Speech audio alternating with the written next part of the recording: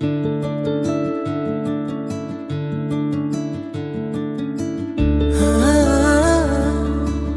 மதிய நேரத்துல ஒரு வெட்டுக்கிளி அங்கேயும் இங்கேயும் குதிச்சு பாட்டு பாடி ஆடிக்கிட்டு இருந்துச்சாம். அப்போ ஒரு எறும்பு அரிசி ஒன்று எடுத்துக்கிட்டு அதே பாதையில தன்னோட வீட்டுக்கு போய்கிட்டு இருந்துச்சாம். அதை பார்த்த வெட்டுக்கிளி எறும்பு கிட்ட, இப்ப என்ன அவசரம்?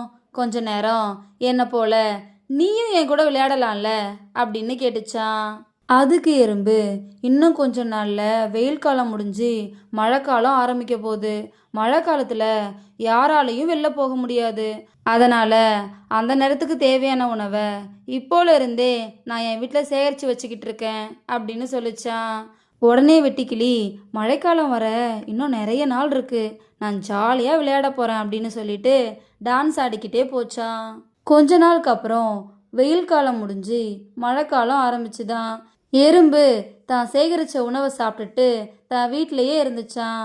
ஆனால் அந்த வெட்டுக்கிளிக்கோ உணவு எதுவும் கிடைக்காம உணவு தேடி மழையில் சுற்றி திரிஞ்சுதான்.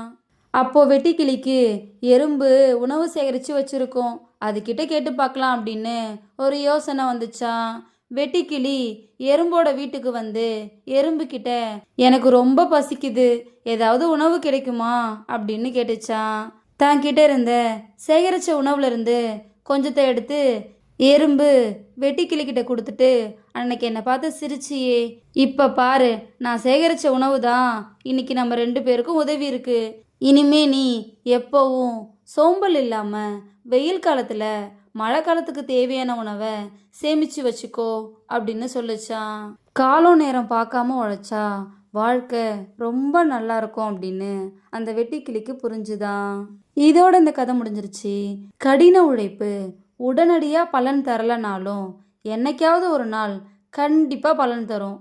அதை தான் இந்த கதை நமக்கு சொல்லுது. கங்கையில் ஒரு வியாபாரி குளிச்சிட்டு இருந்தாராம். அப்போ ஒரு அழகான கைத்தடி மிதந்து வந்துச்சான். அந்த வியாபாரி அந்த கைத்தடியை எடுத்துக்கிட்டு கரையை நோக்கி நீந்த ஆரம்பிச்சாராம். அப்போ ஒரு நீர் சுழல்ல மாட்டிக்கிட்டாராம். தப்பிக்க கடுமையாக முயற்சி பண்ணாராம். ஒரு வழியாக போராடி உயிர் தப்பிச்சாராம். ஆனால் அந்த கைத்தடி எங்கேயோ நழுவி போயிடுச்சான்.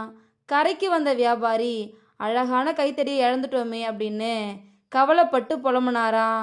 அங்கிருந்த ஒரு துறவி, ஐயா, நீங்கள் குளிக்கிறதுக்கு வெறுங்கையோடு வந்ததை பார்த்தனே, இப்போ கைத்தடியை நழுவ விட்டதா சொல்கிறீங்க அப்படின்னு கேட்டாராம்.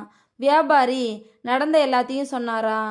உடனே துறவி, ஐயா, உங்களை பார்த்தா எனக்கு சிரிப்பு தான் வருது. கங்கையில் கைத்தடி மிதந்து வந்துச்சு, அதே மாதிரி இப்போது மிதந்து போயிடுச்சு. அப்படி இருக்கும்போது அது உங்களோட கைத்தடின்னு எப்படி சொல்கிறீங்க? அந்த கைத்தடியை 2 நிமிஷம் வச்சுருந்ததால அது உங்களோட கைத்தடின்னு உரிமை கொண்டாடுறீங்களே. வாழ்க்கையில் எதுவுமே நிச்சயம் இல்லை. பிறக்கும்போது யாரும் எதையும் கொண்டு வர்றதில்ல, இறக்கும்போதும் யாரும் எதையும் கொண்டு போகிறதில்ல. ஆனால் இந்த வாழ்க்கையில் பல விஷயங்களை நம்ம உரிமை கொண்டாடுறோம். சொல்லப்போனால் நம்மளோட துன்பங்களுக்கெல்லாம் அதுதான் காரணம் அப்படின்னு சொன்னாரா.